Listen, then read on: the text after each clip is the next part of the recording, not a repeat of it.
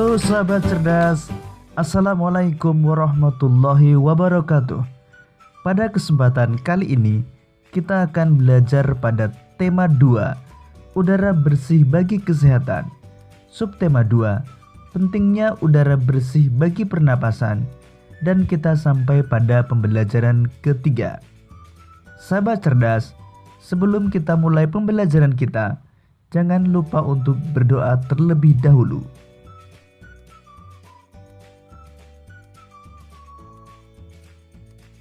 Pada hari Minggu, warga di daerah tempat tinggal Edo mengadakan kerja bakti. Mereka membersihkan sampah-sampah yang menumpuk. Selama ini, bau busuk dari tumpukan sampah telah mencemari udara di lingkungan tempat tinggal itu. Warga harus menutup hidung saat melewati tumpukan sampah yang membusuk itu.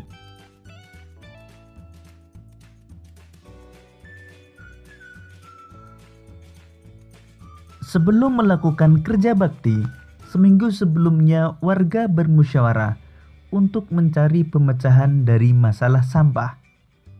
Selain menggunung dan berbau busuk, kadang-kadang tempat sampah itu terlihat berantakan karena ada beberapa orang yang berusaha mencari botol-botol bekas untuk didaur ulang. Akibatnya, pemandangan dan udara di lingkungan sekitar tempat sampah jadi kotor dan bau.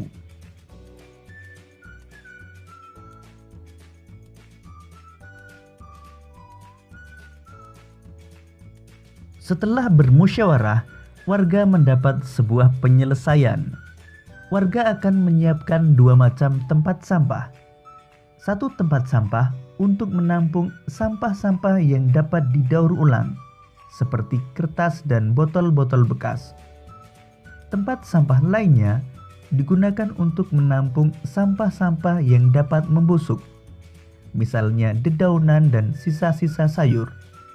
Selanjutnya, sampah-sampah yang dapat membusuk itu akan diolah menjadi pupuk kompos yang dapat digunakan warga untuk memupuk tanaman. Dalam kegiatan musyawarah dan kerja bakti itu, seluruh warga ikut berperan serta. Keikutsertaan warga dalam musyawarah dan kerja bakti merupakan salah satu bentuk tanggung jawab warga dalam menjaga kebersihan lingkungan. Sahabat cerdas, berdasarkan bacaan tersebut, mari kita jawab beberapa pertanyaan berikut ini.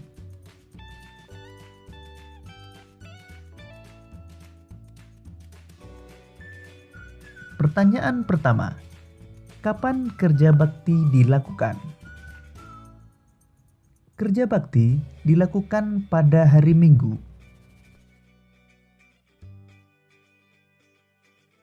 Kedua, di mana kerja bakti dilakukan? Kerja bakti dilakukan di daerah tempat tinggal Edo.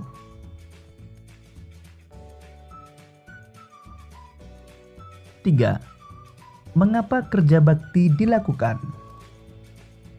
Kerja bakti dilakukan untuk membersihkan sampah-sampah yang menumpuk. 4. Siapa yang mengikuti kerja bakti? Yang mengikuti kerja bakti adalah seluruh warga di daerah tempat tinggal Edo.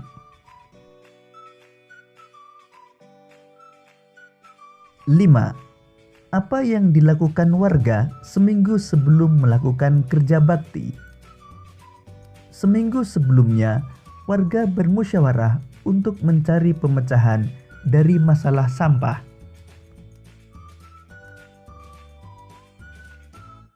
6. Bagaimana hasil musyawarah terkait penyelesaian dari masalah yang dihadapi warga? Hasil musyawarah warga adalah warga akan menyiapkan 2 macam tempat sampah. Satu tempat sampah untuk menampung sampah-sampah yang dapat didaur ulang. Tempat sampah lainnya digunakan untuk menampung sampah-sampah yang dapat membusuk.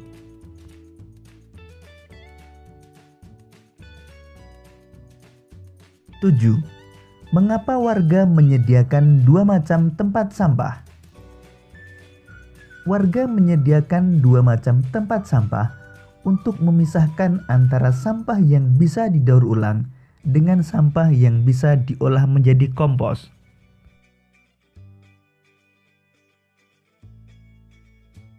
Sahabat cerdas, mengikuti kegiatan musyawarah dan kerja bakti merupakan salah satu tanggung jawab sebagai warga masyarakat. Selain tanggung jawab, kita juga mempunyai hak dan kewajiban sebagai warga masyarakat. Apa saja hak dan kewajiban kita sebagai warga masyarakat? Untuk lebih jelasnya, mari kita lanjutkan pembelajaran kita. Hak dan kewajiban sebagai warga masyarakat. Hak berarti sesuatu yang mutlak menjadi milik seseorang dan penggunaannya tergantung kepada orang yang bersangkutan. Jadi, hak warga masyarakat adalah sesuatu yang mutlak menjadi milik seseorang yang berkedudukan sebagai warga masyarakat. Beberapa hak kita sebagai warga masyarakat antara lain: mendapatkan perlindungan hukum, mendapatkan pekerjaan dan penghidupan yang layak, menikmati lingkungan bersih, hidup tenang dan damai, bebas memilih, memeluk dan menjalankan agama, berpendapat dan berorganisasi, mengembangkan kebudayaan daerah.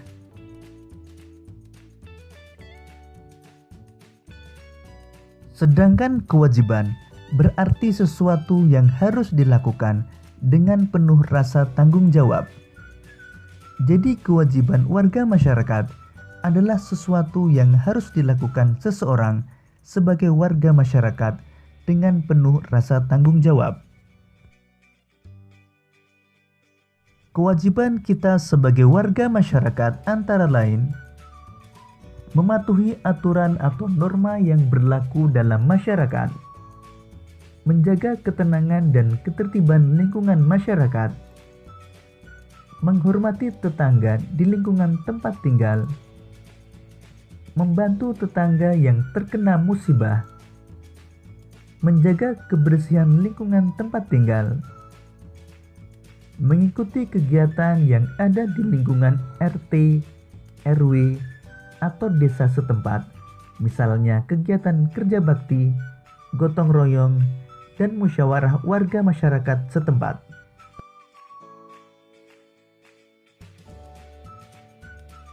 Sahabat cerdas, demikian tadi penjelasan tentang hak dan kewajiban sebagai warga masyarakat. Selanjutnya mari kita lanjutkan pembelajaran kita tentang pengelolaan usaha ekonomi. Usaha ekonomi ada yang dikelola sendiri dan dikelola kelompok. Usaha yang dikelola sendiri disebut usaha perorangan. Usaha ekonomi ini memiliki modal terbatas dan biasanya dikelola secara sederhana. Contoh usaha ekonomi perorangan antara lain: usaha pertanian, usaha perdagangan, usaha jasa, dan industri kecil.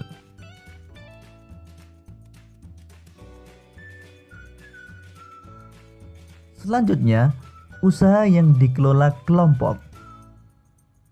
Usaha ekonomi ini dikelola secara bersama, baik modal, pengelolaan, maupun keuntungan. Contoh usaha ekonomi yang dikelola kelompok antara lain: firma, persekutuan komanditer atau CV, perseroan terbatas atau PT, badan usaha milik negara atau BUMN, dan koperasi.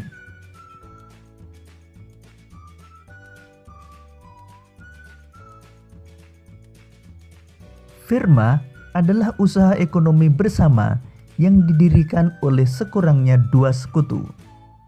Pendiri firma biasanya orang-orang yang saling kenal satu dengan yang lain. Setiap anggota firma memiliki hak untuk bertindak atas nama firma. Anggota firma juga bertanggung jawab secara penuh atas risiko kerugian firma. Usaha berbentuk firma biasanya bergerak di bidang layanan konsultasi hukum dan keuangan.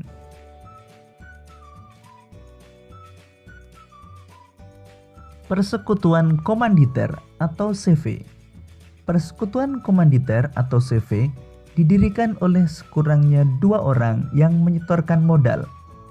Pada CV terdapat 2 jenis sekutu, yaitu sekutu aktif dan sekutu pasif. Sekutu aktif berperan sebagai investor dan pengelola CV. Sekutu pasif berperan sebagai investor tanpa terlibat dalam pengelolaan CV.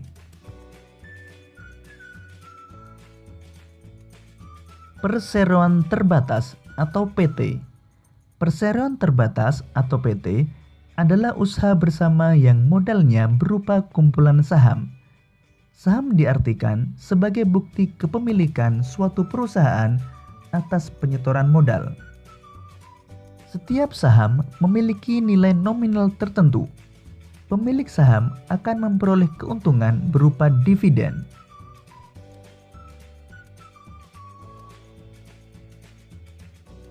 Badan Usaha Milik Negara atau BUMN.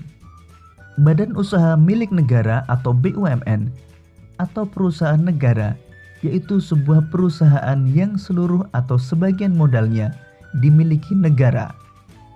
BUMN dapat berbentuk perusahaan umum atau perum dan perseroan terbatas atau PT.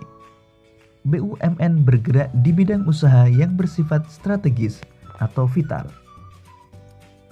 Contoh BUMN antara lain PT Pertamina, PT KAI, PT PLN, PT Pos Indonesia, PT Garuda Indonesia, PT BNI, dan PT BRI.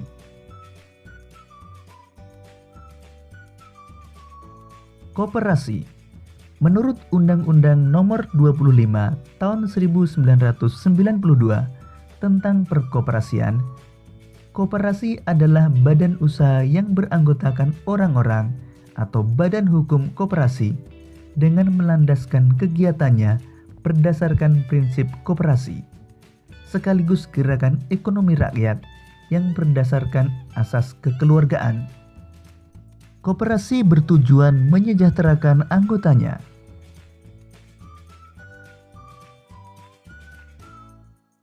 Bentuk-bentuk koperasi di Indonesia antara lain koperasi konsumsi, koperasi simpan pinjam, koperasi produksi, koperasi jasa, dan koperasi serba usaha.